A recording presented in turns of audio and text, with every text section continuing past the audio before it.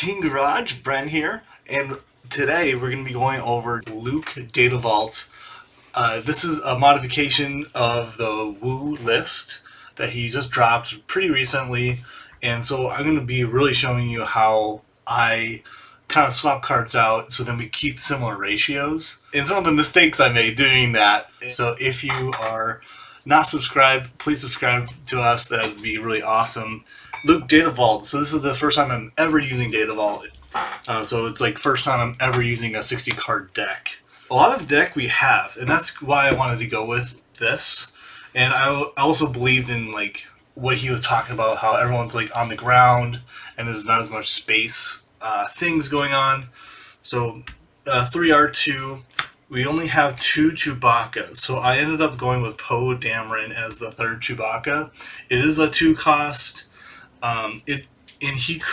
He's like a comeback card as well if you want to pay him for 4, and then you can throw a 5 in space for 4 of value. So like also a pretty good 4 play. Debating between Poe Dameron and Determined Recruit. So I'm looking at Determined Recruit and Yoda's lightsaber, and they're pretty much the same thing. And I'm like, well, it's just in space.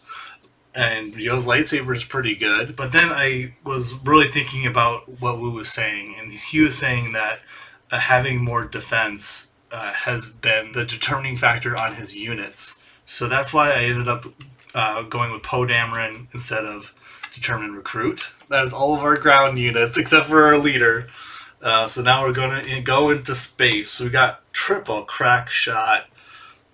It's just such a good card. It's like all of our units are fighters, so tons of synergy. It is a turn 1 play. It's not a very good turn 1 play, but it is a turn 1 play. We have 17 turn 1 plays if this is considered one. I had to do that one of the games because I had a few games where I wasn't getting turn 1 plays.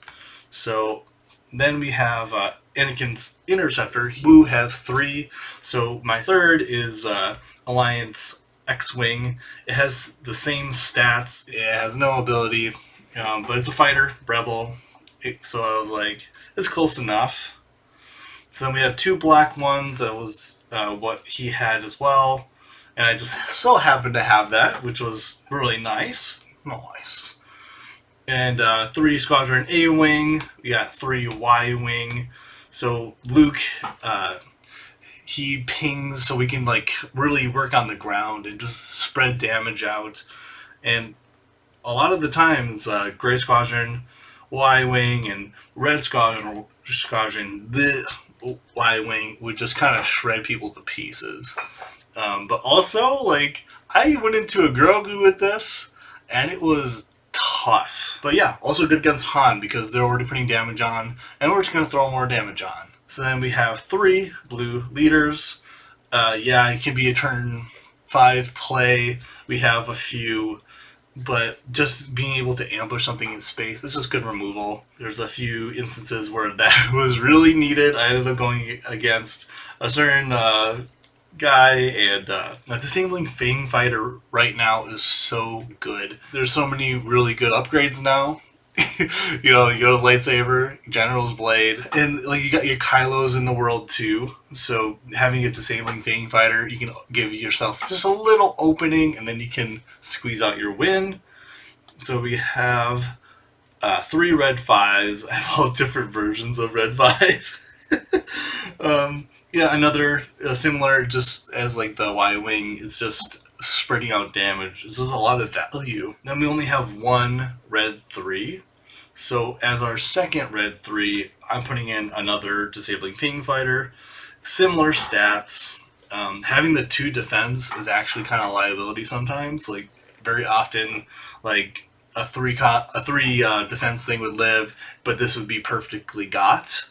So having like, he's right. Like Wu is like totally right about having more defense is like really important. Instead of the Sabine's Masterpiece, I was playing more top end. So I was playing Gore, my 1 copy of Gore, because I was thinking if I have 3 units on 6, I attack with everybody. I already had Luke in there. And then I could just go for game if I sack them all and go for 6. And because it's Sentinel, Exploit 3, Ambush, Overwhelm, but like mostly Ambush, Overwhelm. If I can just get the little bit more damage I needed, I was thinking that that was going to be the thing. This card never saw play. And then the other 2 cards I played instead of Sabine's Masterpiece were Clone Combat Squadrons. It's just like a win more card. Like now, after going through it, I would opt in for a Republic 170s. Really similar stat line as Sabine's Masterpiece, more defense. There's a few other units that you could play, like Restored Arc. There's a couple new ones that does have Restore as well, but it's a 4/3 or a Raid 2 with the Mandalorian colorless space, and they're all fighters still. But I think just having the 4 defense is just really good right now. So then we have Resistance Blue Squadron. This card is a house. And then I have my 3 Adelphi Patrol Wings. I'm pretty sure I played this wrong. You have to have the initiative to actually get that plus. So yeah, I'll double check to see if I did that. And you can just roast me in the comments. And so instead of those new cards, I have 2 Timelies as for the 5 spot. But it feels terrible playing on 5 because you only get 2. So it's like a 5 or a 4/4 Sentinels value. So 6 feels better. Playing this on 6 is better. That rare from this Blizzard of the Force set, because it kills upgrades when played. It's Saboteur, it's a fighter, and has 5 defense. You know, like, this is everything I want, and I don't have. So we're just playing the Timelies instead. Huge card right now. It feels weird because you play a card for free, then you pay the cost of the card you're bringing back. It gets a damage on it. It just feels weird, but the reason why this is in here is also because of Force Throw. So if someone Force Throws me, which might have happened, you just throw a salvage, and there's not very many zero cost cards, and this is just like another way we can keep ourselves in the game. A lot of the times I will play this. You can just play 2 units that turn that way, and that's just like easier way to like kind of expand your hand a little bit. So he has 3 hotshot maneuvers, and I only have 1. So I ended up putting 2 heroic sacrifices in, and I'd only be playing these if it was going to win me the game. I never played these heroic sacrifices, and yeah, that was it. Kind of felt bad to not have the hotshot maneuvers. I feel like because it just, I don't know, it seemed okay. And then like with the Luke, you gain another on attacks. If you put Luke on something that already has an on attack, then you can get 2 procs and you deal 4 damage. So then we have, there's supposed to be 2 trench runs. So I only have 1. It's a rare from last set, last set.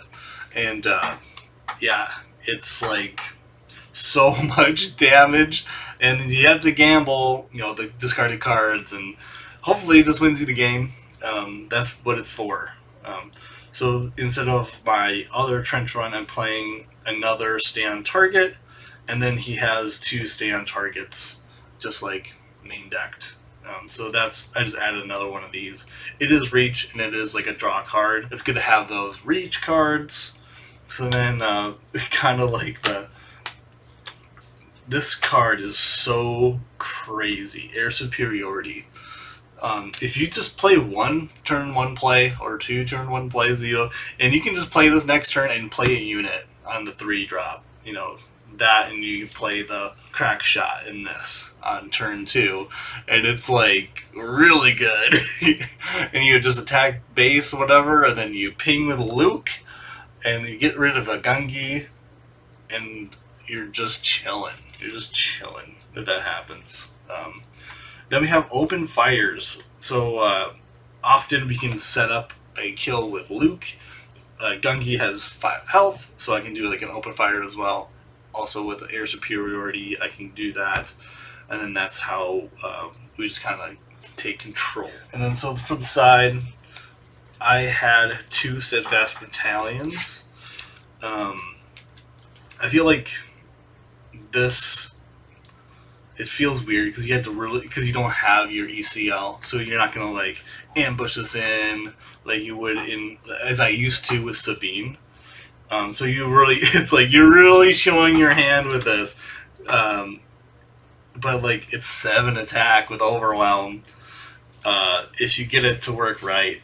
And that can take out pretty much any leader now. So, but it's on 5, so there's a lot of leaders that come out on 5, and they can normally figure out a way to get rid of this guy. So, I would have probably swapped this out for something else. 2 turbo laser salvos. I feel like this could be almost anything as well. Yeah, and you just like nuke ground, and you pray that that's enough to win. It's like another late game play. That's why I liked it. And as late game plays go, Crate Dragon's an awesome card to play. And then for the memes, pretty much, I played 3 Death Star plans. This card is insane. This is basically our version of the General's Blade. But like, you get the value instantly. Like, you play this on a unit that could have already attacked, and you just have the ability. Most people don't even have space going on, so they can't even attack to take the plans. So then you're just chilling, and you're just plussing cards. So much value. You're just playing cards early. It's just so good. When you play it, you basically pay for itself. So it is card disadvantage right away, but it's not like you're losing anything when you play this card.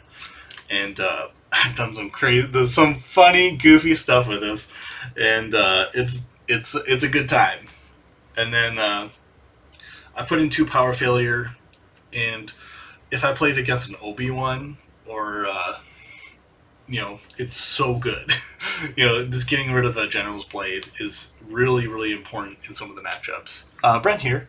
So I have been making board games and card games for about 10 years now, and I went from like not knowing what I was doing and making really, really complicated, over-the-top games, and that's kind of how it all starts. And then you kind of, as you learn how to make games more, you make it simpler and simpler and simpler. So then I got to this point where I knew so much about making games and making cards and all this stuff. I went from like making like a black and white using emojis as my images all the way to making like beautiful looking cards and a really good functioning game overnight. And so I wanted to share with you guys access to like all that knowledge, and I'm going to be boxing it into something that's going to be paid. But before I do that, I'm going to just be doing it live. In the description, you can emailing me and saying, hey Brent, I want to know when these lives are going to be going on. I have some back end I need to work on before I get that started, so that I'll just be letting you know. And in the meantime, if you know gaming, every game that we know and love kind of derives from the ethos of D&D. I've had to learn it myself because I just feel like it's kind of an important thing to know and master before you start making your own games. So if you opt into the email or just give me your email and stuff like that and say it's cool that I'm emailing you, I will then be able to send you a PDF printout of like kind of my cheat sheet on how to like learn being the dungeon master. And so this is like a great like cheat sheet to have. So I'll also be able to send that to you. In the meantime, stay tuned for the live teaching of how to make your own games. Subscribe for the vibes if you want to see more of us, and catch you in the next one.